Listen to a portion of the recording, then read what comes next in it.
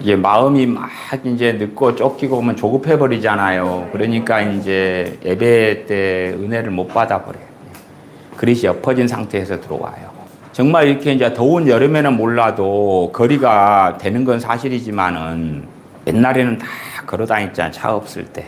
그러면은 예배당이 드물었으니까 이렇게 1시간 반 걸어가고 예배 들으면 1시간 반 걸어가는 동안 찬양하고 기도하고 그러면서 준비가 다들 기경이 다 돼가지고 사목하고 운동 삼아서 이제 날이 이제 여름 지나고 이럴 때 되면 아침에 그러면은 이제 뭐 1시간 정도 오면은 오거나 더 여유 있게 1시간 반 전에 출발해서 걸어와 버리는 거예요. 챙겨요. 뭐 어차피 운동해야 되잖아요. 그러면은 오는 길에 기도하고 찬양하고 그러면 이제 다 심령이 마음이 은혜 받을 준비가 되거든요. 우리가 땅도 기경 안 한 상태에서 걸음 뿌리면은 그 걸음이 땅 속에 안 들어가고요. 비 오면 다 쓸려 나가 버리거든요. 기경 안 된 상태 비료 뿌리면 아무 필요 없거든요. 그러니까 내 마음을 너희 묵은 땅을 기경하라. 기경하는 게 뭐겠어요? 복잡한 거 아니에요. 마음 준비하고 기도하고 찬양하고 그런 시간을 보내는 게 기경하고 준비하는 거예요. 운동을 필요하니까 걸어서 그냥 애들이랑 오면서 이제 애들 앞서가고 같이 나란히 가면 대화하니라고 기도를 못 하니까 애들 앞서 보내고 따라가면서 혼자서 기도하는 시간을 걸으면서 기도가 최고 잘 되거든요. 왜 그러냐면은 가만히 있으면 마귀 공격도 많고 잡생각도 많고 그러는데 몸을 움직일 때 되면 마귀 공격 별로 안 해요. 이게 옛날에 제가 걸으면서 기도하는 것도 설교를 한두 번 하고 그랬었어요. 저는 걸으면서 기도 생활을 많이 해가지고 그러면서 기도하다가 찬양이 나오면 찬양했다가 사람 없잖아요 주일날. 그러면 그 시간 그러면은 그것만으로도 그렇게 주일날 걸어오고 이런 것만으로도 뭐 2, 3일 너끈히 내가 주님 앞에 살아갈 수 있는 힘이 생기는 거거든. 그렇게 아주 그냥 쫓겨가지고 조급하게 오면 미안하기도 하고 신경 쓰이기도 하고 더군다나 신호등만 몇 개 더 걸리면 더 초조해지고 그러면 이제 이미 하나님하고는 예배 시간 아무 상관이 없어지거든요. 그러니까 그렇게 하면 힘드니까 내 영혼을 위해서 그냥 나는 나중에 겨울이나 아니 날 좋을 때는 그렇게 좀 덥더라도 양산 쓰고 갖고 여유롭게 기도하고 찬양하고 그러면서 이게 준비 시간이 없잖아요. 준비 시간이 하나님께 마음을 준비하고 기경하고 여유롭게 마음을 잔잔히 가라앉히고 땅을 갈지 않으면 비가 와도요 비가 스며들지를 않아 밭에. 그러니까 이른 비와 늦은 비를 딱 받아들이려면 밭을 다 갈아야 돼. 갈고 호미질해도 이람 덩어리가 나오잖아요. 호미를 돌려가지고 호미 뒤통수로 깨야 돼 이걸. 아니면 꽹이질을 해도 큰 덩어리가 나오면 꽹이 뒤통수로 이거 흙을 다 잘게 부셔요. 이렇게 부셔가지고 그렇게 한 상태에서야 이제 비도 받고 땅이 거름도 받고 그런 상태가 돼요. 이렇게 그렇게 준비를 안 하면은 예배를 10년을 드려도 아무것도 없어요. 그러니까 나무 생각하죠. 나는 예배 열심히 드렸는데 나는 그래도 나름 한다고 했는데 아무것도 없지. 왜 뭐가 문제지? 땅을 안 갈아서 그런 거예요. 땅을 안 갈아서. 근데 막 주중에 기도 생활을 많이 하고 막 그런 것도 또 당연히 중요하죠. 근데 예배를 드리기 전에 예배 때 은혜를 받으려면 예배 전에 땅을 가는가가 직전에 가는가가 최고 중요한 것 중에 하나인 거예요. 그러니까 아침에 우리가 주일날도 마찬가지예요. 좀 덜 먹어도 되고 덜 입어도 되고 덜 가져도 되고 화장도 안 해도 되고 막 그 한국 목사님들은 옛날에는 막 주일날에 최고 좋은 옷 입고 최고 잘 꾸미고 다 필요 없고 하나님께서는 심령을 중심을 감찰하시니까 내 마음을 기경해가지고 하나님 앞에 서느냐 기경해가지고 그러니까 주일날 되면은 짜증 부리거나 신경질 내거나 절대 그냥 내가 시체다고 생각하고 건드려도 반응을 안 해야 돼. 그걸 내가 반응을 딱 해버리면은 건드려서 짜증 딱 내고 이미 끝나버려 그날. 주일날 은혜 받는 건 다 없어져 버린 거야. 그러니까 애들이 늦잠을 자고 깨워도 안 일어나면 야 지금 예배 시간 늦었다 어쨌다 잔소리하고 그런 것도 안 해야 돼. 그냥 내가 성기를 내고 짜증을 내보면 이미 다 끝나버려 그때. 주일날은 다 망가뜨려져. 일주일 딱 한 번 있잖아요. 주일날 한 번 예배 드리잖아요. 여기서 한 번. 그러면 죽을 날에는 죽은 시체처럼, 시체가 뺨을 때리면 뭐 성기려고 짜증을 내요? 응? 나 죽었는데? 그래서 그 예배 드리기 전에 마귀가 공격을 해요. 왜? 마음이 안 지켜지면 그건 끝났거든, 이제. 끝났거든. 예배에, 뭐, 목회자가 성령 충만하게 말씀을 증거하든지, 뭐, 어쨌든 아무 상관없어, 나하고는. 나하고는 상관없어.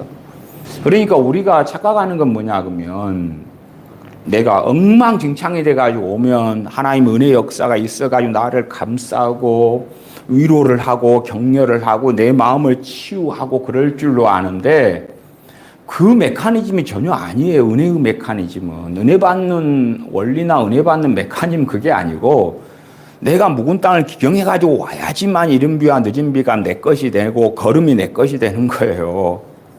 그래서 아니 믿는 사람은 마귀보다 더 몰라. 마귀는 더러운 귀신들은 너무 잘 알기 때문에 아침에 막 감정이나 심령이나 상하게 하고 공격을 한단 말이에요. 아이들이 이제 예배 갈 때에 막 옷을 벗어가지고 아무데나 던져놔. 그러면 이제 그거 짜증을 내. 그러면 거기서 또 끝나버려. 다 끝나버려. 그러니까 주일날은 아침에 일어나서는 그냥 내가 예배 시간 늦어도 차라리 돼. 근데 아이들의 잘못이나 뭐 남편의 문제나 눈을 다 감아야 돼. 다 감아야 돼. 나에 대한 것도 눈을 감아야 돼. 감고 마음을 지키고 그런 가운데 이제 기경을 해야 돼. 하나님 앞에서. 그러니까 최고 좋은 것이 걸어오는 거예요. 걸어오는 거예요. 그러면은 아침에 이제 짜증 낼 수 있고 신경 낼 수 있는 걸어오다가 기도하고 찬양하다 보면 한 10분, 20분 지나면 다 녹아버려. 다 해결돼 버리거든. 그러니까 기경해가지고 이제 그 다음에는 이제 올 수 있단 말이에요. 걷는 게 힘들지 몰라도. 그래서 한국이 그런 거예요. 은혜의 시대가 끝나버린 많은 이유들이 있는데 그 중에 하나가 교회 차가 생기고 자가용이 생기고 도로 교통이 발달하고 그러니까 예배 드리러 갈 때에 이미 문제가 많이 생겨버려요. 옛날에 신학대학원 다닐 때 대부분 다 전사님들이단 말이에요. 교회 사역하는. 그러니까 광주니까 광주에서 전사님 일을 해요. 근데 힘들게 살아요. 왜 힘들게 사냐 그러면 새벽에 차 운전해야 돼요. 그러니까 새벽에 교회 차량 운전하고 끝날 때 차량 운전해서 모시다 드리고 성도님들을 그렇게 하고 이제 신학대학원에 오니까 지치고 피곤한 거예요. 근데 뭐가 힘드냐 그러면 전사님들이 입에서 나오는 이구동성 이야기가 겨울에는 5분 늦었다고 권사님이 얼마나 성기를 내고 짜증내고 클레임을 걸고 니 잘라버린다 그러고 왜 전도사들의 목숨은 임시직이기 때문에 파리 목숨이거든요. 클레임 거는 거예요. 겨울에 왜 10분이나 늦어서 이 추위에 벌벌 떨게 하냐고 새벽기도 가는데 그러니까 권사님들이나 교인들이 은혜 받을 준비가 다 끝나버리고 죄만 잔뜩 짓고 전사님이라도 주의 종인데 그냥 할 말 못할 말 다 하는 거예요. 이게 그 중한 상처와 PTSD와 이거 짊어지고 이제 동기 전사님들이 신학교 수업 받으러 들어오는 거지요. 다 엉망진창이 돼버리는 거예요. 얼마나 정신적인 학대가 심하고 목회자도 그렇지만은 교인들이 수요일 날 같은 때 운행하다 보면은 신호등이 그날 걸리면 잘 걸려요. 그럼 5분 늦으면 이제 자기가 안내위원이요. 왜 교회 차를 기다려? 자기가 알아서 가가지고 시간 맞춰 가면 되는데 교회 차를 기다려가지고 안내위원회 10분 늦었다고 이제. 아니 그게 교통이 막히는 걸 어떡해. 뭘 다 뒤집어 쓰는 거예요. 그래서 그런 교회 차량 나오고 편리주의가 되고 자가용 생기고 그러니까 계산해 쓰잖아요. 차로 10분이면 가. 준비할 시간이 하나도 없지. 근데 70년대, 80년대까지만 해도 자가용 거의 없었고 다 걷는 시대고 기껏해야 버스. 버스는 느리잖아요. 느려. 옛날에는 사람이 얼마나 많았어요. 베이비 부모 세대여가지고 버스 붐빌 때는 그냥 안내양이 사람을 밀어 넣었다니까. 밀어 넣어가지고 안내양이 타지도 못하고 사람도 덜렁덜렁 해가지고 두드리면서 오라이 그리고 가자고 했던 시대란 말이에요. 내가 옛날에 90년에 필리핀 단기선교 갔더니 필리핀은 좀 미니버스 같은 거거든요. 크기가 그 찜니라 그래요. 면 사람이 너무 많으니까 지금 필리핀 인구가 1억 명 넘잖아요. 예? 그러면은 거기에 사람을 그득이 밀어 넣어요. 밀어 넣어서 매달려 가는 거예요. 그 도로도 안 덮고 울퉁불퉁한데 매달려 가지고 가는 거 위험하게. 한국이 그랬단 말이에요. 그러니까 그런 긴 시간이 걸리고 그래서 그런 버스를 타는 것보다 걷는 걸 선호하죠. 더군다나 이제 자가용이 없고 이럴 때는 예배당이 드물고 교회가 드물었으니까 근처에 사는 사람들이야 몰라도 다 1시간, 2시간씩 걸어 다녔단 말이에요. 그러면 가는 길에 회개하고 기도하고 주님 찾고 오는 길에 그러고 그러니까 그냥 진짜 주일 성수가 되는 거예요. 거의 주일 성수가 되는 거예요. 그 다음에 이제 과거에는 주일 밤 예배였단 말이에요. 그러니까 와가지고 이제 여자분들은 살림 좀 하고 좀 쉬었다가 하면은 가야 될 시간이에요. 왜? 미리 1-2시간 전에 출발해가 걸어가야 되잖아요. 그 시골길을. 걸어서 가는 동안에 가면 뭐해? 들꽃 보고 뭐 보나? 가다 보면 기도가 나오고, 회개가 터지고, 그래가지고 다 기경되어서 도착해가지고 밤 예배 드리고 끝나고 나서 또 돌아가는 길에 그 길에 또 1-2시간 걸어가서 그럼 뭐 해요 그때? 회개하고 기도하고 그 가난한 자는 복이 있나니 천국이 저희 것이며 가난했으니까 한국은 가난한 교인들이 있다 그래도 그게 성경 시대 때 가난하고 너무 다른 거예요. 택시 타지, 자가용 타지, 버스 타지, 교회 차 운행하지. 그래서 성경이 이야기하는 가난한 건 아니게 되는 거예요. 아니게 돼. 나 과거에는 전체 가난했어. 일부만 자가용이 있었어요. 그러니까 걸어다니잖아. 걸어다니. 기도하고 찬양하고. 젊은 애들이 전철을 이용한다고 생각해 보세요. 그러면은 젊은 애들은 어쨌든 젊음에 눈이 가니까 내가 남자다. 전철에 딱 이쁜 아가씨만 타도 눈이 돌아가고 그잖아요. 근데 들길을 혼자 걸어가는데 눈이 돌아갈 게 없잖아요. 전철 타고 주일날 예배 간다. 그럼 눈이 이리저리 돌아가가지고 기도가 되나 전철 안에서 와, 내 이상형 여자가 탔네. 말이라도 한번 붙여보고 전화번호라도 한번 받아볼까. 반대 입장도 마찬가지고. 그러니까 전철 타고 다니는 것이 눈을 감고 살 수도 없는 거고 전철 타고 다니는 게 1시간 반 걸려서 예배당에 간다 해도 그런 거하고는 이제 안 맞게 되는 거죠. 안 맞아. 마음이 분주하고 복잡하고. 그래서 옛날에 제가 마음의 분주함을 멈추라 설교를 예전 10몇 년 전인가 2편을 한 적이 있어요. 스톱을 해놔야 돼, 스톱을. 근데 분주한 상태에서는 밭이 딱딱한 상태예요. 그러니까 밭이 갈아지지 않는 거예요. 갈아야 돼. 갈아야 돼. 이게 그런 시간을 예배 전에 질 수밖에 없는 거예요. 내 마음을 평안하게 해놔야 돼. 그래서 주일날에는 오죽하면은 이제 구약의 안식일 때는 안식일 때 일을 안 한단 말이에요. 식사 준비도 안 돼. 미리 전에 다 해야 돼. 지금 유대인들 같은 경우는 이 금요일 날 밤부터가 안식일에 들어가기 때문에 유대인은 대부분 금요일 오전 되면은 회사도 기업도 스톱해요. 그래서 오후 3시 정도까지는 다 준비해요. 안식일, 금요일 밤부터 토요일 밤까지가 해질 때까지가 안식일이란 말이에요. 그때 먹을 거 다 준비해놔요. 올스톱을 해요. 예? 불도 붙이면 안 돼. 예? 가스 버너에 붙이거나 뭐 그걸 다 안 돼. 모든 걸 준비는 올스톱을 하는 거예요. 이게 영적 원리가 똑같은 거예요. 하나님께 예배드리기 전에 올스톱을 해놔야 되거든. 올스톱을. 마음에, 분주에, 걱정에, 염려에. 내가 막 불안하고 낙심되는데 예배 한번 드리고 찬양 한번 드리니까 이 불을 꺼주시겠거니 그게 아니고 거꾸로 상황이 일어나는 거예요. 꺼지기는커녕 마귀역사만 많아지고 예배 드려도 아무것도 없고 그러면 믿는 사람이 어디에 소망이 있어? 예배 드리고 기도하고 찬양할 때 하나님의 은혜가 임해야 되는데 그런 것이 없어지니까 낙심이 되는 거죠. 아무 소망이 없잖아요. 그러니까 나는 내 문제인 것을 자각을 안 하는 거예요. 자각을 안 해. 내 묵은 땅을 기경해가지고 밭을 갈아가지고 그 상태에서 하나님께 나아가야 되는데 주일날 아침에 분주하고 정신이 없고 그러면은 아침 식사를 주일날 아침에 가족이 하는 스타일이다. 그러면은 그 전에 전날에 해놔가지고 그냥 잡수셔.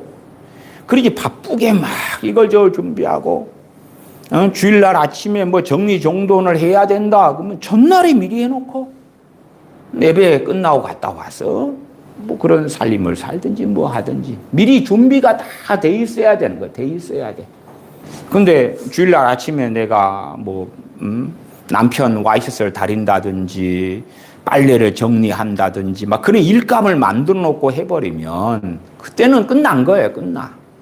아무것도 없는 거. 이미 자기가 주일날 예배 때 하나님의 은혜를 받을 성령님이 임하실 그런 모든 것을 다 없앤 거예요. 스스로가 없앤 거예요. 그러니까 주일날 되면은 다툼을 멈춰야 되고 상대방이 뺨을 때려도 한쪽 뺨을 때려도 이쪽 뺨을 대주면서 왜 이리 웃음이 나올까 허허 하고 이미 죽은 사람처럼 시체처럼 가만히 있어야 돼. 가만히 있어야 돼. 그리고 이제 주일날 예배 끝나고 한바탕 하려면 하는 거고. 근데 한바탕은 절대 되면 나는 죽은 사람이요 하고 예배 전에는 묵은 땅을 기경해야 되기 때문에 죄를 지으면 안 되는 거예요. 죄를 지으면. 내 마음을 강팍하게 만드는 거예요. 죄는. 그러면은 땅을 어떻게 만들어? 딱딱하게 만드는 거예요. 딱딱하게. 그래서 주일날 아침에는 짜증낼 게 있어도 안 내야 되고 신경을 낼 것도 안 해야 그런 거 돼버리면 끝난 거예요. 이미. 내가 신앙생활을 좀 한 2, 3년 정도 하면 그 메커니즘을 이해를 해야 되는 거예요. 이게 3년 예수님 믿었으면 어떤 주일날에는 막 은혜를 받았는데 어떤 주일날은 왜 은혜를 못 받지? 이유가 뭐지?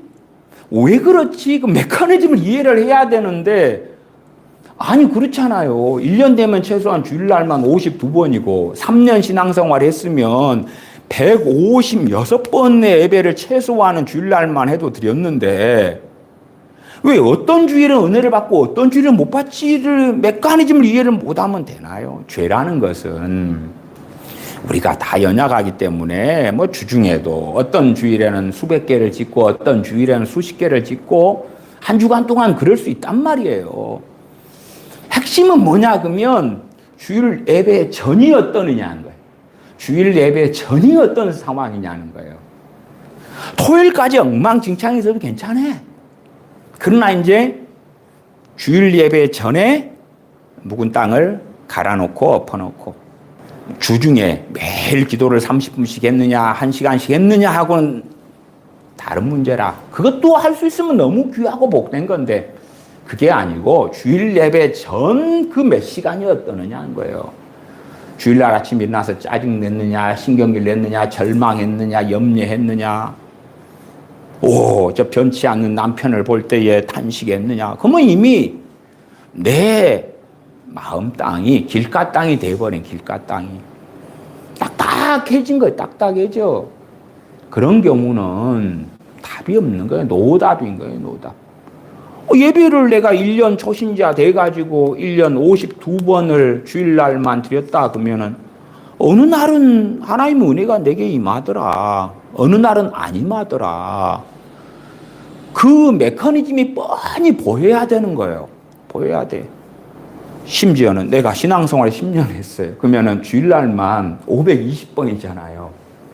그러면 520번의 주일 예배에 참석했는데 내가 은혜를 받았느냐 안 받았느냐 메커니즘을 이해를 못하고 이제 엉뚱한 아니면 하나님은 은혜 주시기를 기뻐하시는 분이잖아요. 근데 은혜를 못 받아. 왜 도대체? 왜? 하나님께서 위로하시기를 원하시잖아요. 연약한 자를 붙잡아주고 세워주라고 말씀한 것처럼 하나님의 뜻이 그러니까 또한 우리 믿는 사람들에게 그런 명령을 하시는 거단 말이에요. 근데 왜 주일날 예배 때 세음을 주시는 것이 없냐? 독수리가 날개치며 올라감 같은 그러한 것. 그것이 내가 내 마음을 강팍해 해놓으니까 그렇단 말이에요. 내 마음을 강팍해 하지 말라 그랬잖아요. 주일날 예배 전에 내 상태를 만들어놔야 돼. 만들어놔야 돼.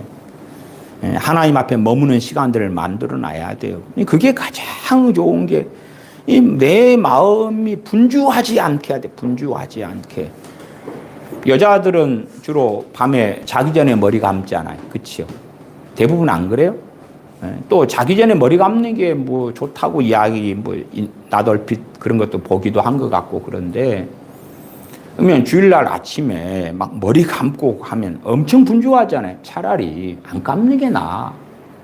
뭘라고 주일날 아침에 머리를 감아서 복잡하고 분주하게 만드냔 말이에요. 전날에 감든지 말든지 그렇게 해서 분주할 거리들을 없애야 된단 말이에요. 없애야 돼. 없애야 돼. 주일날인데 어제 입던 옷을 그냥 입기는 그렇고 무슨 새 옷을 입을까? 그럼 뭐 하려고 해? 미리 입을 옷을 딱 이 옷을 입고 가야지 해놓든지 전날 입었던 옷을 그대로 입든지 그렇게 해서 분주하고 생각하고 신경 쓰고 그럴 것을 전혀 없애야 된다고요. 없애야 돼. 최소한 율법주의적으로 유대인들은 안식일을 준비하잖아요. 준비해. 진짜 주일 성수는 거기에 있는 거라. 뭐 과거의 주일 성수는 주일날에 돈을 쓰면 안 돼. 버스비도 내면 안 돼. 물건을 사면 안 돼. 뭐 어쩌고 저쩌. 유대인들이 안식일 같은 경우는 안식일에 걸어야 될 거리, 걸을 수 있는 거리가 2000규빗이나 2000걸음이에요. 그러면 보통 우리로 하면 1km 내외만 안식일에 걸어 다니는 거예요. 그런 식으로 해가지고 규범들을 가지고 있고 그러지만 그러한 것이 안식일을 지키는 것이나 아니면 그 유사한 것을 가지고 주일을 지키는 게 아니에요. 주일 성수라는 것이 하나님께 예배 드릴 때 영과 진리로 예배 드리기 위하여 준비를 해야 되는 거예요. 마음의 준비를. 마음의 준비를. 잔잔하고 평안하게 내 마음이 주님을 향하도록 전능하신 하나님을 향하도록 준비가 안 되면 주일날에 예배를 100년을 드리면 뭐하냐 그 말이에요. 100년을 드리면 내게는 하나님의 은혜 역사가 없게 되는 거예요. 없게 돼. 없게 되는 거예요. 그래서 정말 하나님의 은혜는 그렇잖아요. 내 남편의 마음을 준비시켜가지고 나한테 하나님의 은혜가 임하는 게 아니잖아요. 내 부모의 마음을 준비시켰더니 내게 하나님의 은혜가 임하는 게 아니고 내 형제가 온순하고 온화하니까 나한테 하나님의 은혜가 임하는 게 아니고 내 마음은 내 거거든. 내 마음은 내가 준비하는 거예요. 내 마음은 하나님께 내가 드리는 예물인 거예요. 돈이나 헌금이나 그 이전에 본질적인 예물은 내 마음인 거지. 내 마음. 사람의 중심이 마음이잖아요. 마음.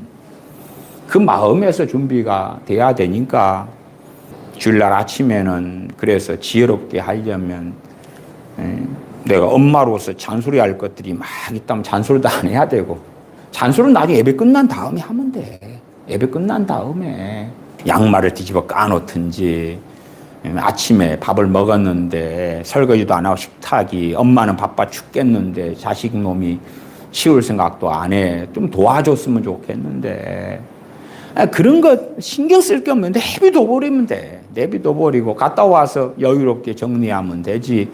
중요한 것은 주일날 되면 하나님의 은혜를 받아서 최소한 주일날만이라도 하나님의 은혜를 받으면 일주일 동안 하나님 앞에 살아나갈 그러한 넉넉한 은혜를 받을 수 있다 그 말이에요. 거기에 이제 주중에 하나님을 찾고 구하면 더 많은 하나님의 은혜가 임할 수 있겠죠. 근데 주일날에 망통이 돼버리면 그러면은 전에도 제가 무체험의 신앙생활 설교했잖아요. 최근에. 그럼 내가 주일날 무체험을 하는 거예요. 무체험을 해. 그 영적 원리를 모르면 내 자식들도 똑같이 주일날 무체험을 하지. 엄마가 분주해 죽겠는데 내 자식들도 같이 분주하지. 같이 분주해. 그러니까 마음이 준비가 안 되는 거란 말이에요. 마음을 준비를 해야 돼요. 준비를 해서 그래서 하나님 앞에 머물고 시간을 가지고 그런 나만의 이제 노하우들을 만들어 가야 되지요. 만들어 가야 돼. 그럼 내가 아침에는 뭐 더운 날에 못 걸어온다 그러면은 주일날 같은 때는 아파트 이제 그런 뭐 헬스장이나 뭐나 옥상이나 좀 한가하잖아요. 그러면 미리 다 정리해 놓고 예배 드리기 전에 혼자 올라가면은 그러면은 조용한 시간들을 가질 수 있어요. 뭐 걸으면서 아침에는 시원해요. 걸으면서 기도하고 찬양하다가 예배드릴 시간에 맞춰가지고 이렇게 나와도 되고 자기만의 이제 지혜와 패턴을 만들어내야 되는데 그러기 때문에 주일날에는 다툼도 싸움도 신경질도 눈에 판단할 거리들도 안 봐야 되고 봐도 모른 척 해야 되고 집안에 어떤 사람은 마귀의 사자가 돼가지고 주일날 은혜 못 받도록 막 문제를 일으키기도 해요. 내가 당사자가 되기도 하지만 주변에서 저 사람이 마귀의 사람이구나. 뭐 어쩔 수 없어. 내가 그 마귀 역사를 안 받아들여야 되는 문제인 거지. 마귀 역사하는 사람이 있기 때문에 저 사람 탓으로 내가 하나님의 은혜를 못 받는다. 그건 해당이 안 되는 거예요. 전혀 해당이 안 돼요. 내 문제니까. 초대교회 때는 가족이 전체 주님 믿는 사례는 거의 없었어요. 알잖아요. 우리나라도 60년대, 70년대 다 가족에서 엄마만 믿거나 자식만 믿거나 그랬어요. 더군다나 제사 지는 시대 때 핍박이 얼마나 많았냐 그 말이에요. 더군다나 당시에는 우리나라에 개발도상국 한참 됐을 때 기독교는 뭘로 알려졌냐 그러면 서양 종교로 알려져 가지고 그래서 천시받고 공격당하고 그랬단 말이에요. 내 70년대 74년인가 3년에 제가 교회를 다니기 시작했는데 그 70년대 가치관도 그랬어요. 그리고 동네나 그 아랫동네나 어디나 아내가 신앙생활 한다 그래가지고 남편이 때리고 지금이야 그러면 알짤 없이 이혼이지만 옛날에는 애도 많이 낳았고 남편 두드려 맞으면서 신앙생활 했어요. 머리를 찢어버리고 또 막 은혜 받아가지고 새벽 예배 다니면 뭐라 그래요? 바람났다 그래요. 새벽에 우리 어머니도 새벽기도 다니니까 동네에서요 새벽에 바람났다고 소문이 난 거예요. 어느 때 바람났다고. 근데 지금은 다 상식이 되니까 이제 그런 것이 없어지지만 당시에는 정말 신앙생활을 하는 것이 몇십 년 전만 해도 엄청난 핍박 속에서 했어요. 물론 초대교회하고 비교하면 100분의 1, 1000분의 1도 안 되지만 북한에 있는 신자들은 김정은의 학대 속에서 먹을 것 없는 삶 속에서 은혜 생활 그건 못 해야 될 거 아니에요. 그렇죠? 인도나 중국에 있는 크리스천들은 은혜 생활을 어떻게 해야 돼요? 환경 탓을 하면. 환경의 문제라고 이야기하면. 데살로니가 교인들은 말할 수 없는 많은 환란 속에 살았는데 그 환란 속에 산 사람들한테 사도 바울이 범사에 감사하라고. 항상 기뻐하라고. 아니 바울이시여. 바울을 통하여 말씀하신 하나님이시여. 이 많은 환란 속에 있는데 어떻게 기뻐할 수가 있어요? 어떻게? 그것도 항상 기뻐하라니요. 어쩌다가 좋은 일 하나 생기면 기뻐할게요. 항상 기뻐하라니 이 많은 환란 속에서. 데살로니가 교회는 성령 충만을 받아서 신앙생활을 지속해 가는 교회였어요. 그런데 그들이 항상 기뻐하는 삶 속에 안 가고 그 많은 환란에 눈을 맞추면은 데살로니가전서 5장 19절에 성령님을 소멸치 말며 성령님의 역사 충만함이 사라져 버리거든. 범사에 감사하라. 그 많은 환란 속에 있는데 지금 우리야 어지간한 것 말고 태평하잖아요. 물론 뭐 다사다난한 많은 문제가 각 사람에게 존재하지만 초대교회하고 비교했을 때 예수님 믿는 이유 때문에 스데반 집사님처럼 돌에 맞아 죽지도 않고 도망가고 쫓기고 전쟁이 일어나고 그런 전쟁의 시대도 아프리카나 저 중동 이스라엘과 팔레스틴이나 아니면 우크라이나나 러시아나 이런 데 얼마 빼놓고는 전 세계가 그래도 상당한 평안 속에 있잖아요. 더군다나 자유민주주의 국가야 두말할 나위가 없지요. 그런 데서 우리가 환경 탓하고 처지 탓하고 그런 것이 잠잠해야지 내가 하나님의 은혜를 받고 신앙생활 잘한다 그러면은 주님 앞에 섰을 때는 수치와 부끄러움을 쓸 수밖에 없는 거예요. 환경은 다 악화되기도 해요. 우리 육신도 생각해 보세요. 우리가 나이가 들어가면서 더 건강해지고 젊어져요? 안 그렇잖아요. 노안이 오고 치아에 문제가 생기고 건강에 문제가 생기는 게 나이 들면 아니에요. 근육량이 떨어지고 그래서 운동을 억지로라도 해야 되고 그런 거. 마찬가지예요. 환경은 대표적인 게 사람이잖아요. 사람. 자식이든 남편이든 아내든 부모 형제든 사람. 그 다음 돈. 그런 것이 일조일석에 변할 수 있냐 그 말이에요.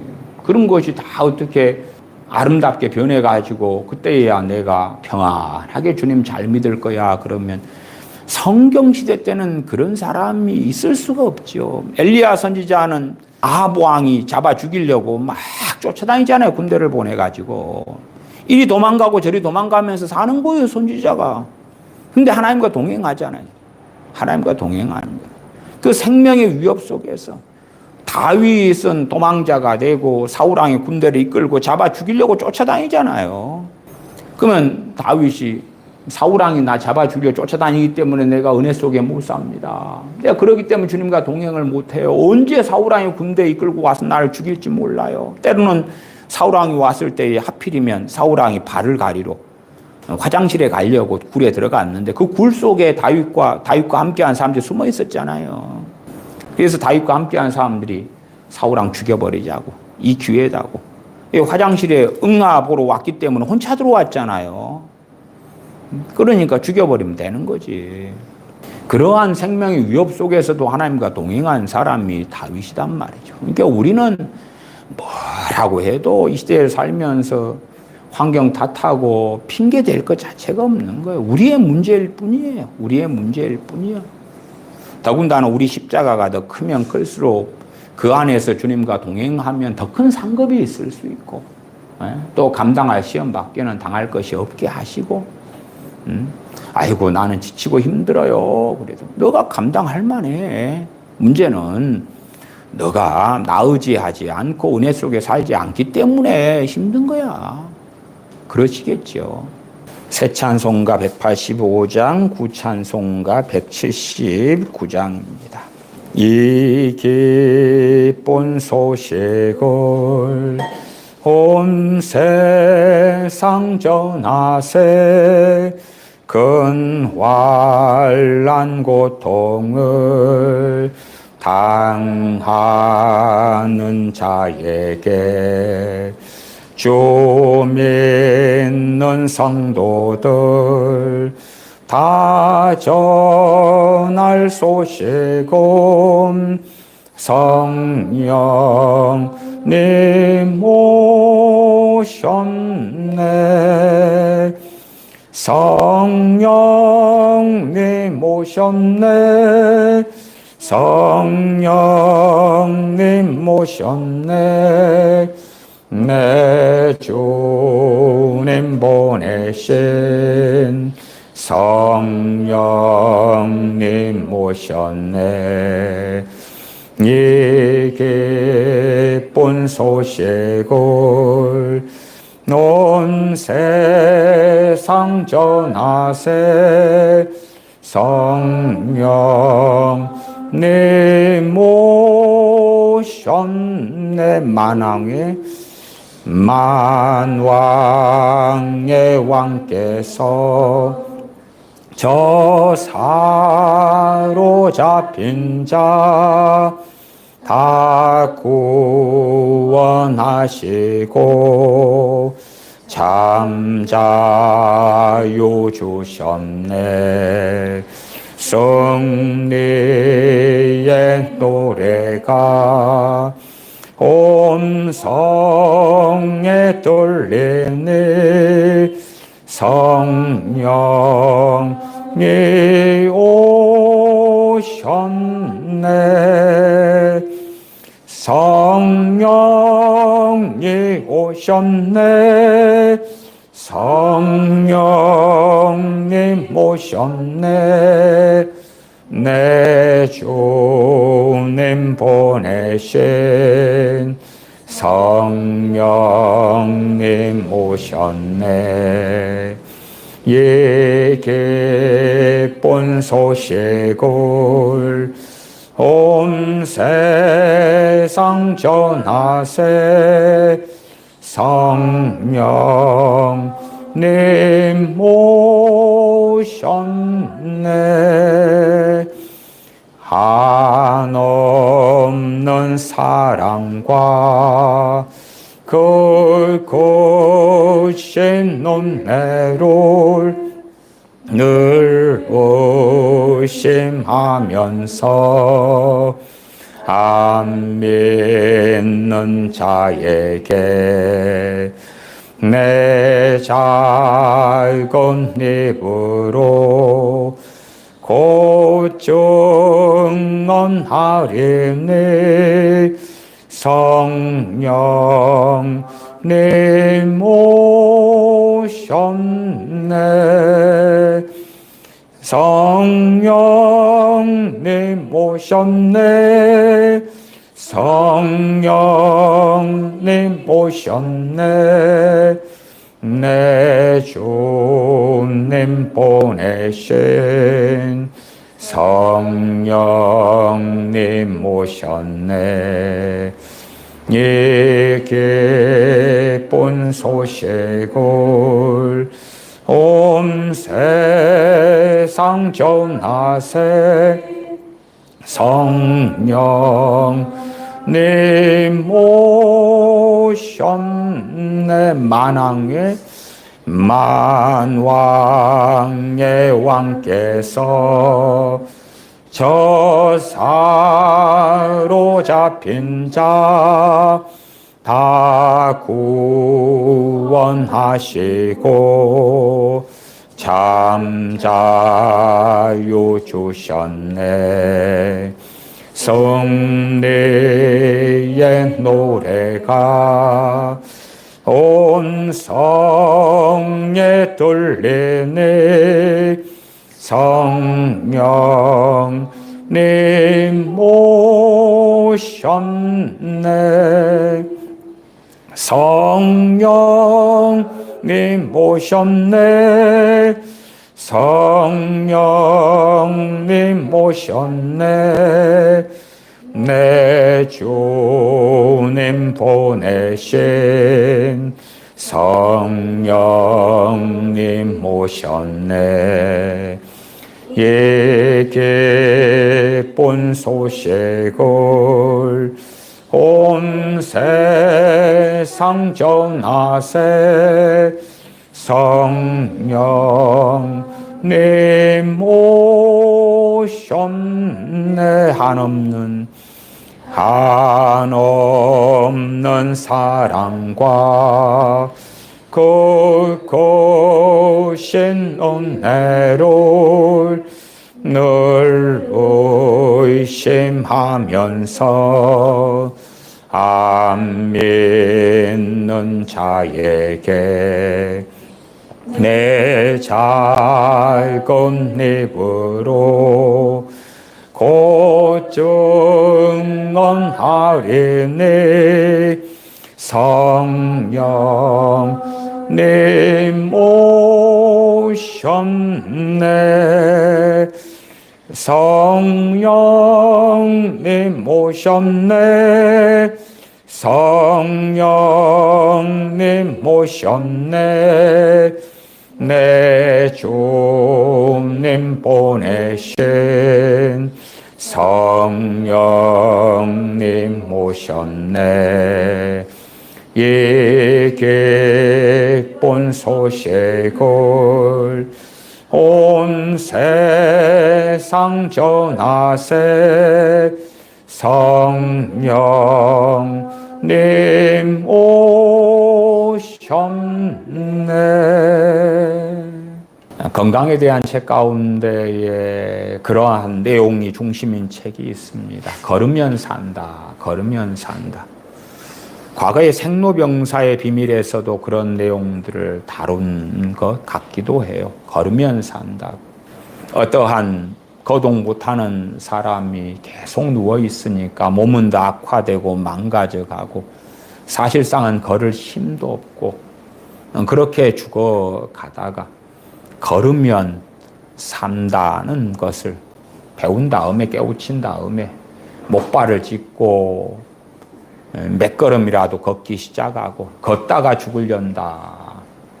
그렇게 하고 걷고 걸으니까 하나님의 창조 섭리상 몸이 살아나는 거예요. 몸이 회복되는 거예요. 우울증 환자들에게는 최고 중요한 일반적인 치료법이 뭡니까? 걷는 것이죠. 걷는 것. 햇볕을 보고 걷는 것이에요. 걸으니까 잡생각이 사라져가고 걱정 근심이 사라져가고 걸으니까 우울증 환자들이 하루에 몇 시간씩 걷고 걸으면 점점점 좋아지는 거예요. 그래서 원수 마귀는 우울증 환자들로 하여금 히키코모리처럼 집 속에 있게 만드는 거예요. 밤에나 조금 움직이고 그 다음에 낮에는 움직이지 못하게 가로막는 것이지요. 우리 믿는 사람들도 그러한 메커니즘은 정말 유사하기도 한 것 같아요. 많은 잡생각과 염려, 근심에 있는 사람은 걸으면 또한 진실로 그 사람의 마음이 하나님께 향해 있다면 걸으면 기도가 솟아나와요. 걸으면 회개가 일어나요. 그러니까 영적으로 병든 사람 또 병들어가는 사람은 잘 안 움직인다는 것이죠. 잘 걷지 않는다는 것이 되기도 해요. 그래서 걸을 때 기도가 나오니까 주님께 그 사람 마음이 향해 있다면 걷고 움직이면 그래서 우리 주님께서는 골방에 들어가 기도하라 말씀하셨죠. 실제적으로 주님께서 골방에 들어가 자신이 기도하신 일들은 성경에 기록되지 않지요. 대부분 제자들과 함께 하죠. 그런데 기도하실 때는 주님께서는 마치 골방처럼 혼자 기도하시는 것을 선택을 하시죠. 새벽 미명에 일어나셔서 제자들을 깨워가지고 새벽 기도를 하자 그러시는 게 아니라 혼자 기도하러 가시죠. 밤이 맞도록 철야하실 때에 함께 모여서 철야 기도를 하자 그리고 금요 철야를 하시는 게 아니고 혼자 기도하시는 거예요. 혼자. 그래서 사람들과 함께 모여있는 그 자리는 산만하고 복잡하고 대화하고 신경 써야 되고 그러한 자리에서는 제대로 기도하지 못해요. 우리가 기도회로 모인다 할지라도 성령 충만한 일부의 사람들 말고는 유감스럽게도 그 기도회는 큰 효용이 없을 때가 많더라. 왜냐하면 특별한 기도 제목을 목회자가 읊어주면서 기도를 하는 것들이 다반사고 또한 기도회로 모여도 내가 시기하는 사람, 질투하는 사람, 다투는 사람, 교회 안에 별의별 문제 가운데서 사람을 의식하고 신경 쓰고 생각하고 그러는 가운데 기도회를 하는 등의 어리석음 속에 들어가기 때문에 기도회를 한다 해도 그렇게 주님 안에서 은혜 속에 들어가는 일들은 매우 드문 것을 보아져요. 찬양하거나 기도하거나 예배할 때에 사람은 사라지고 하나님만 계셔야 되는데 그 사람의 마음이 그렇게 되지 않는 많은 일들. 그래서 골방에 들어가 기도하라 말씀하시는 것은 홀로 하나님 앞에 서라 하는 것이에요. 그러나 이제 마음의 습관이 또한 많이 지어왔던 죄가 근심이나 염려나 불안이나 낙심이나 또한 마음의 분주함, 짜증 그런 것이라면 이 건강의 원리 같이 걸으면 산다 그런 것처럼 주님께 마음이 향해져 있고 말씀대로 살기를 원하는 사람들이라면 전능하신 아버지 하나님께서 그 중심을 보시기 때문에 걸으면 기도가 흘러나오게 은혜를 주시는 경우들이 많아요. 기도하고 걷다가 기도하고 그것도 홀로 걸어갈 때 이야기를 하는 거 홀로. 불가피하게 사람들과 걸어간다 그러면 그 시간이 하나님 앞에 머무는 시간으로 보내려면 걸어가더라도 따로따로 걸어가면 되죠. 한 사람은 5m, 앞에 나는 5m 뒤에 그런 식으로. 그럴 때 이제 걸으면 기도가 나오고 찬양이 나오고 근심이 물러가고 염려가 물러가고 그렇게 하나님과의 관계에 바른 관계 속에 은혜 속에 들어갈 수가 있어요. 하나님의 은혜가 주어져야지만이 그리스도인다운 삶이 가능해지거든요. 하나님의 은혜가 없이는 하나님의 자녀다운 삶이 가능하지 않아요. 우리의 마음의 묵은 땅을 기경해야 되는데 근심과 염려와 낙심 속에 사는 사람은 기도하려고 엎드리면 근심이 돌아가고 낙심이 돌아가고 좌절이 돌아가요. 하나님께서 우리의 육체를 만들어 주시는 이 신체적인 메커니즘이 그래서 몸을 거동하지 못하는 사람이 계속 안 움직이는 걸 선택할 때 죽어가지만 그러나 거동하기 힘든데도 고통을 참고 걷기 시작하면 하나님의 창조 섭리상 몸이 살아나는 것처럼 참으로 영적인 원리도 그와 비슷해요. 그래서 제가 과거에도 걷는 기도, 걸으면서 하는 기도에 대한 설교를 한두 번을 한 적도 있고 그렇습니다. 진실로 우리가 우리의 마음을 하나님께 향하고 그런 가운데서 걷고 움직이면 우리의 심령 안에 다시금 믿음이 살아나고 하나님의 은혜의 역사가 있을 거다. 또한 주일날 같은 예배 전에 우리의 마음이 기경되고 준비된 상태에서 일주일을 고결하게 살아야 된다 하는 것은 어렵고 어렵죠. 그것 말고 예배 전에 심령이 준비가 되어져서 하나님께 나아간다면 흡족한 은혜를 받을 수 있을 거라. 어리석은 율법주의적으로 빠진다면 점점 예배 시간은 늘려가지만 수요일이고 금요일이고 주일이고 또 새벽 기도고 그러나 하나님의 은혜는 찾을 길이 없는 걸 봐요. 왜요? 마음이 준비되지 않았기 때문에 그래요. 제 아시는 목사님들이 시골에서 목회하시는 분들 또 섬에서 목회하시는 분들이 여러분들이 계셔요. 저는 시골에 계신 노인분들의 인생의 노년의 큰 복이다. 큰 복이다.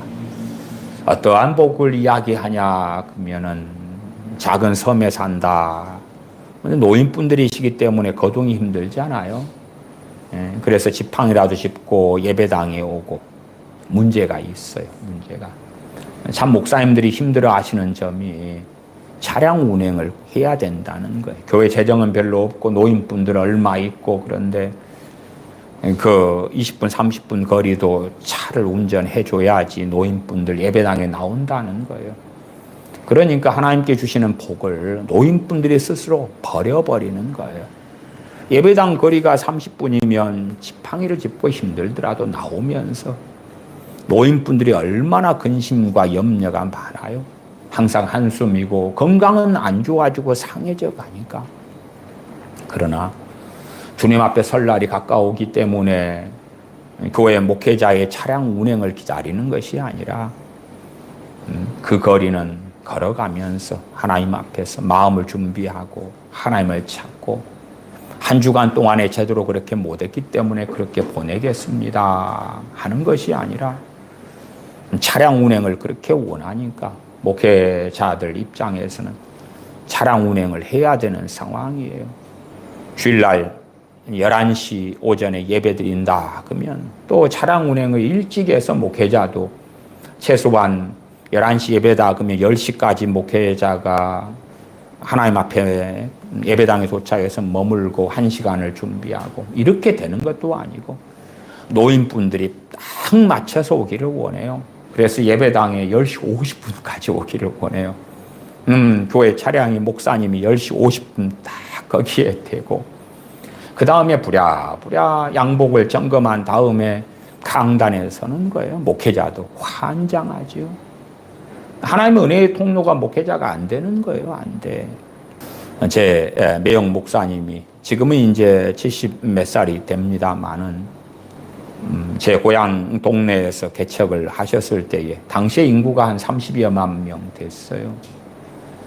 그런데 그 개척교회 교인들 뭐 한 20여 명 이런데 주일날 되면 차를 운행하고 실어 날라야 돼. 그러니까 어떨 때는 11시 주일 예배인데 10시 55분에 도착해. 10시 55분에. 10시 50분, 55분에 도착해요. 목사님은 신호등에 걸리면 진땀을 흘리고 정신없이 뛰어들어와서 차량 운행하고 예배를 인도해야 돼. 참, 그 목사님이나 교인들이나 참담하지요. 그것이 무슨 일인지를 이해를 해야 돼.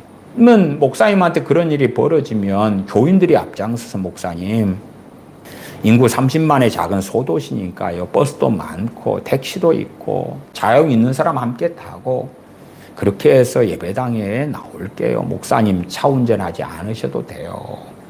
그러면 좋으련만 안 그렇단 말이야. 안 그래. 차량 운행을 안 하면 작은 교회에 교인들이 제대로 나오지를 않아요. 또 교인들이 그렇게 요구를 하는 거예요. 저도 목회할 때에 어떤 할머니 집사님은 우리 교회도 차 운전 운행해 주세요. 운행해 주세요. 네, 지난번에 다른 교회 다닐 때는 차 운행을 잘했는데요. 저를 괴롭게 하시는 거예요. 왜 차를 장만해서 운행을 안 하냐고. 작은 교회는 차 운행 안 해버리면 재정이 엄청나게 소모됩니다. 그래서 마이너스가 되고 빚더미 올라앉고 그래요. 근데 어쨌든 교인들의 입장에서는 차 운행을 해달라. 시골에 섬에 어지간하면 불편하더라도 쩔뚝하면서라도 걸어와서 하나님께 예배드리면 주님 앞에 섰을 때 얼마나 칭찬이 되겠어요. 그 걷는 시간에 하나님께 찬양하고 기도하고 한 주간 동안의 근심과 탄식 속에 있었던 마음을 걸으면요. 걷기 시작하면 가만 앉아있을 때는 근심이 되다가 걸어보세요. 그 근심이 그대로 유지가 되는가? 안 돼. 내가 앉아있으면 불안하잖아요. 뭐 걸어보시라니까. 그 불안이 그대로 있는가? 100이라는 불안이 앉아있으면 있다가 움직이면요. 그 100이란 불안이 갑자기 50이 되고 30이 되고 10이 되고 없어져 가는 거예요. 그러니까 마귀는요. 움직이지 말라는 거예요. 움직이지 마라. 움직이지 마라. 마귀는 움직이지 말라는 거예요. 가난한 시대와 부요한 시대. 마지막 때가 되면은 빨리 왕래할 것이라고 하나님께서 다니엘 선지자에게 말씀하셨죠. 지식이 더하고 빨리 왕래할 것이라고. 빨리 왕래한 시대가 되어지니까 편리한 시대지요. 부한 시대예요. 각 사람의 재정이나 수입은 다를지 몰라도 서울 같으면 지하철이 있고 전철이 있고 빨리 왕래할 수 있고 편리하단 말이에요. 편리해. 그러한 시대 속에서는 사실은 가난한 시대는 끝난 거죠. 인프라를 통하여 나는 다른 사람이 누리는 보편적인 부요함을 누리고 있는 거기 때문에 그래요. 그러나 최소한은 제가 앞에 시골에 사시는 분들은 복이 있다. 그러면은 예배당까지 1시간 거리예요. 이렇게 준비해서 걸어가는 거예요. 걸어가. 정말 하나님께 예배드리고 싶고 주님을 참는다면 그 1시간 동안의 은혜를 주셔요. 그 다음에 1시간만으로 은혜가 끝나느냐? 아니, 예배당에 도착해서 찬양하고 말씀을 듣고 하나님께 예배드릴 때 또한 은혜를 더 주시는 거예요. 더 주셔. 그 다음에 또 걸어서 돌아가잖아요. 1시간을. 그렇게 1시간 걸어왔다가 1시간 예배드리다가 1시간 걸어가는 그 3시간이 주일 성수라고. 주일 성수라고요. 과거의 옛날의 율법주의적인 시대에서 주일 성수? 아니요. 아니요. 그런다 해서 하나님의 은혜가 임합니까? 돈을 안 쓴다고 하나님의 은혜가 임해요? 주일날 손님 접대를 안 하니까 하나님의 은혜가 임해요? 과일을 안 사니까 하나님의 은혜가 임해요? 그런 게 아니거든. 그런 게 아니에요. 정말 마음이 향해져 있어서 불편함을 감수하고 저는 대도시 서울 수도권에서는 이게 이제 안 돼. 그렇지 않아요? 이 인프라 자체가 부요한 거예요.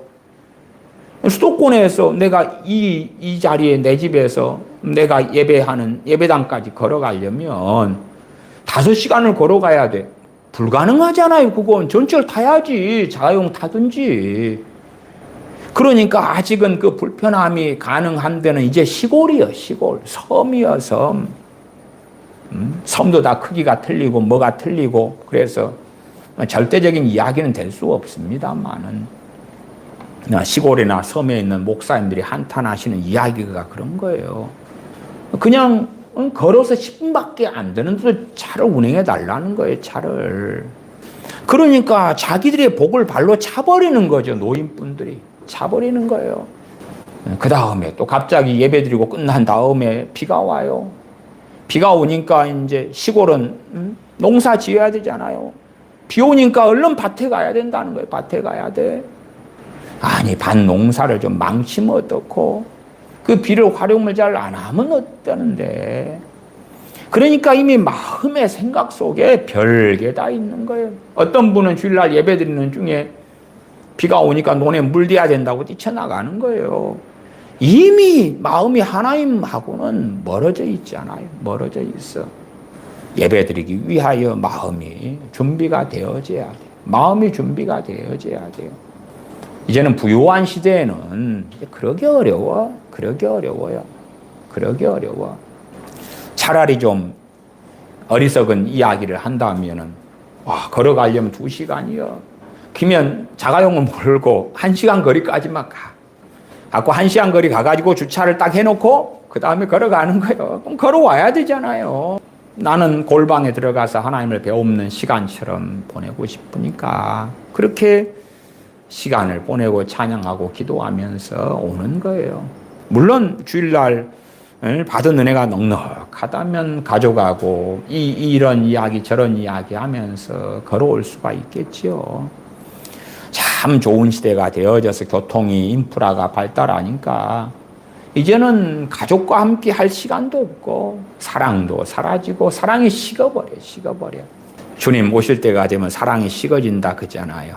제 어릴 때는요, 동네 집들에 있는 숟가락 숫자까지 안다 그럴 정도로 친밀했어요. 우리 집에서 음식을 하면 우리 집 음식만 하면 안 돼. 아랫집 음식, 위에 집, 옆에 집 다 나눠줘야 되거든. 나눠줘야 돼. 아랫집에서 부침개 하면 갖다 줘. 창민네가 부침개 안 내. 그러면 정선네 먹어. 갖다 주고. 죽을 쓰면 아이고 위에 주 안에 죽을 갖다 줘야지. 그리고 한 그릇 얼른 갖다 줘라. 갖다 주고. 저 윗집에 갖다 주고. 그러니까 동네가 문을 다 열어놓고 살아. 어지간하면. 그 다음에 우리 집에 어머니가 늦게 오면 나는 친구네 집에서 밥을 얻어먹어. 그냥 상관없어. 이 집에서 먹고 저 집에서 먹고.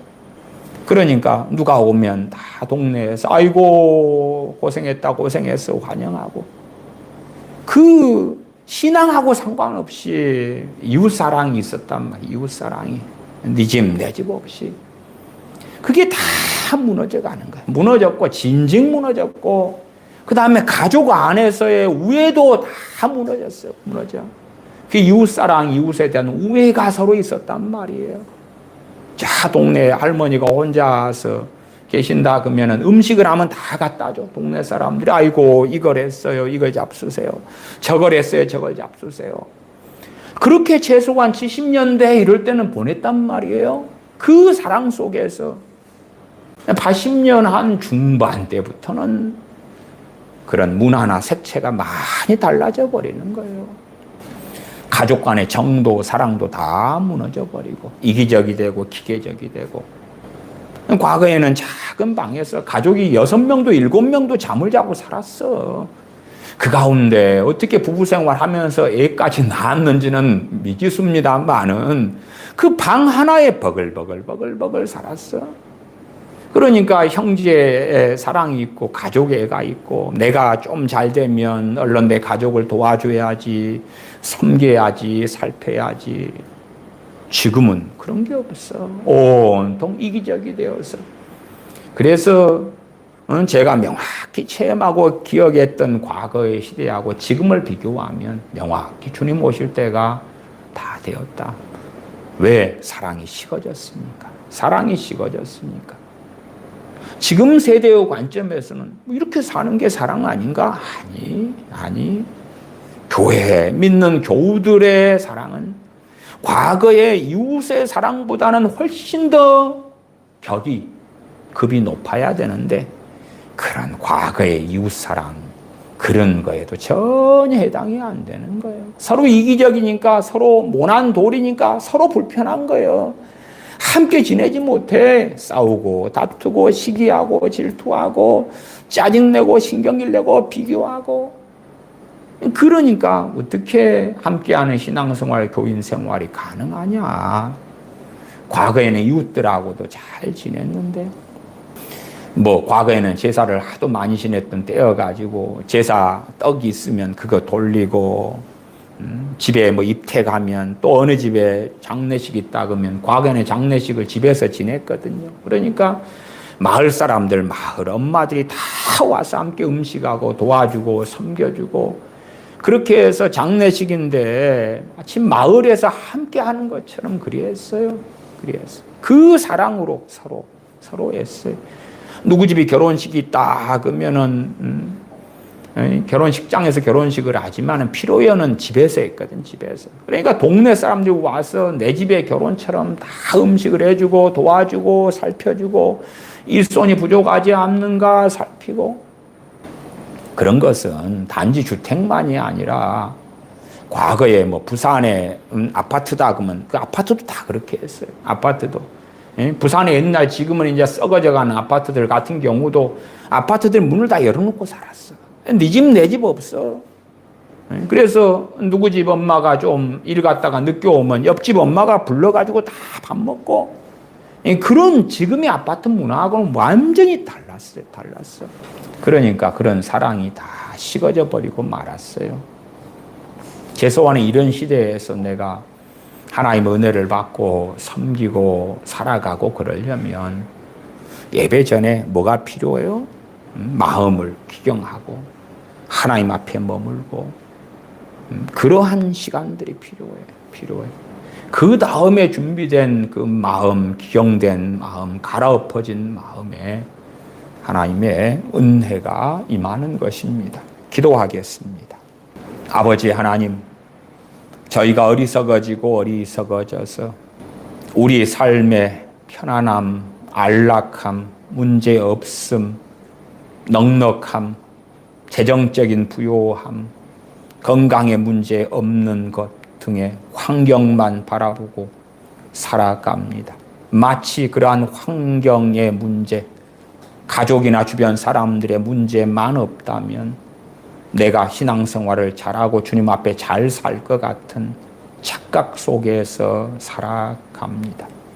그러하나 진실로 우리의 마음이 전능하신 아버지께 향하지 아니한다면 환경이 아무리 좋다 할지라도 우리가 주님과 동행하지 못하며 깨어있지 못하며 아무리 좋은 환경 속에서 산다 할지라도 하나님의 은혜가 우리에게 그것 때문에 임하는 것이 아닌 줄을 알기 때문에 저희의 묵은 땅을 기경하기를 원하며 마음을 준비하여 우리의 마음이 하나님께 향하도록 한 주일 동안 세상에 있던 마음, 근심과 염려 속에 있던 마음을 돌이켜서 전능하신 아버지께 향하고 하나님을 찾고 구하며 성령님의 도우심을 통하여 죄를 깨닫고 회개하며 죄사함 받으며 정결케 되며 하나님의 이름 비와 늦은 비를 받는 그러한 예배, 그러한 찬양, 그렇게 하나님께 머무는 복된 시간으로서의 주일을 보내는 우리가 되게 하여 주시옵소서. 우리 주 예수님의 이름으로 기도하옵나이다. 아멘.